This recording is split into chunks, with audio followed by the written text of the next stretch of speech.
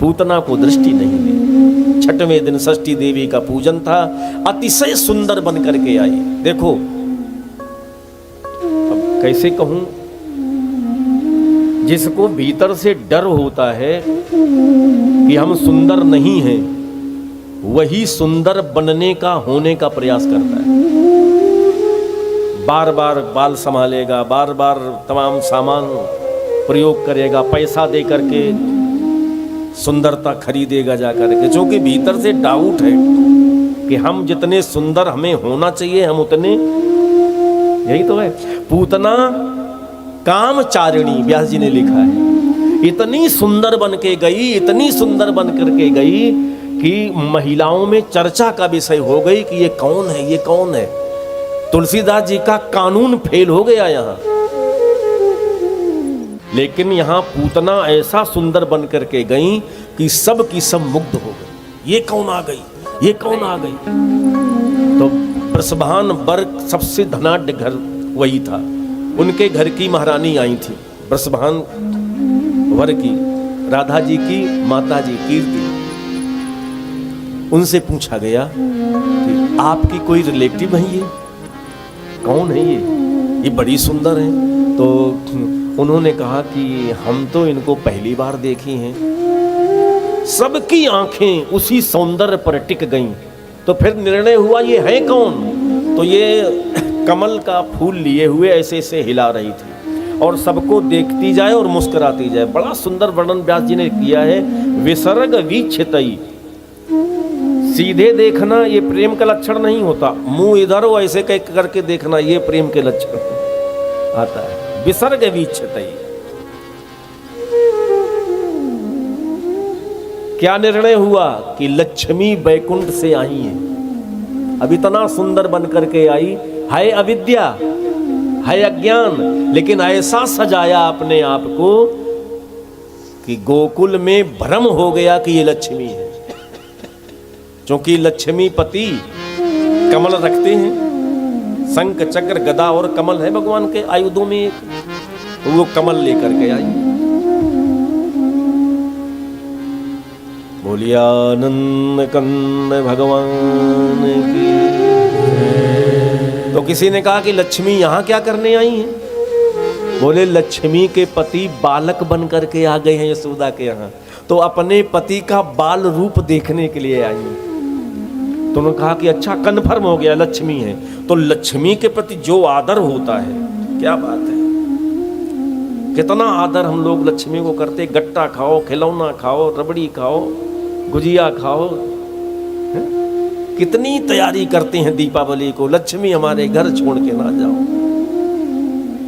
इतना आदर। जब कन्फर्म हो गया कि लक्ष्मी है, तो कहा गया कि जिसे देखने ये आई हैं अपने पति के बाल रूप को, तो इनको वहीं पहुंचा दिया जाए। भगवान के यहाँ बरबस रास्ता दिखा दिया गया। और ये तो पूतना बाल घातनी, घात लगा करके पृथ्वी के बच्चों को मारने वाली, आज गोकुल में यशोदा के आंगन के अंतरंग महलों में घुस गई। भगवान ने रोना प्रारंभ किया और नेत्र बंद कर लिए। भगवान ने नेत्र क्यों बंद किए? दो कारण। प्रथम कारण तो ये कि जो मारने के लिए आई है और बन करके पत्नी आई है, लक्ष्मी का रूप धारण किया है और मारना चाहती है, तो ऐसे विकृत रूप को जो पत्नी अपने पति के रूप को मिटाना चाहे उसका दर्शन नहीं करना चाहिए। इसलिए निमीलिते क्षण चराचरात्मा स निमीलिते क्षण, चर अचर की आत्मा परमात्मा कृष्ण ने अपने नेत्रों को बंद कर लिया। दूसरा, पत्नी बन करके आई है। माता का काम होता है कि अपने बेटे को गोद में लेकर के दूध पिलाए। ये काम किसका होता है? माता का होता है। तो काम माता का करने आई है। गोद में हमें लेगी, अपने वक्ष में लगाएगी और दूध की जगह जहर पिलाएगी। चलो ठीक है, जिसके हृदय में जो है वही तो पिलाएगा। ये भीतर से जहर भरा हुआ है तो बाहर से भी जहर लगा करके आई है। लेकिन कार्य तो ये माता का कर रही है, दूध पिलाने का या जहर पिलाने का। जहर तो नहीं कोई पिलाता है, लेकिन दूध पिलाने का काम तो माता करती है ना। लेकिन बन के पत्नी आई, ऐसे रूप को कभी देखना। बनी पत्नी हो और काम माता का करना चाहती, इसलिए चरा चरात्मा सन्निमीलिते क्षण, भगवान ने अपने नेत्र बंद कर लिए। एक और कारण था कि यदि मैंने नेत्र खोल करके देख लिया इसको, तो इसका अंतःकरण पावन हो जाएगा। तो फिर ये जिस लिए आई है वो अपना काम नहीं कर पाएगी, तो अपने मालिक कंस के द्वारा भेजी गई है, तो ये अपने उद्देश्य को पूरा करे, मैं उसमें बाधक ना बनूं। क्योंकि भगवान का एक नियम है, सन्मुख होय जीव मोहि जबहि, सन्मुख होय जीव मोहि जबहि, जन्म कोट अघनासै। तो ये हृदय से पवित्र हो जाएगी, तो फिर जो कार्य करने आई वो कर नहीं पाएगी। तो ये अपना काम करे और हम अपना काम करेंगे। इसलिए चरा चरात्मा सन्निमीलिते सा निमीलिते क्षणः निमीलित इक्षणः, अपने दोनों नेत्र भगवान ने पूतना को देखने के पहले बंद कर लिए। उठाया गोद में और जिस वक्ष में उल्बण जहर लगा था वो भगवान के मुंह में दे दिया। भगवान ने सोचा कि आया था दूध पीने के लिए और प्रथम प्रस्ताव में जहर मिला, तो आंख बंद करके आराध्य महादेव के पचाने का वाला काम तो आपका है महादेव, आंखें क्यों बंद की? ये आपदा हरो, जहर तुमने पिया है, तुम जानते हो कैसे पचाया जाएगा।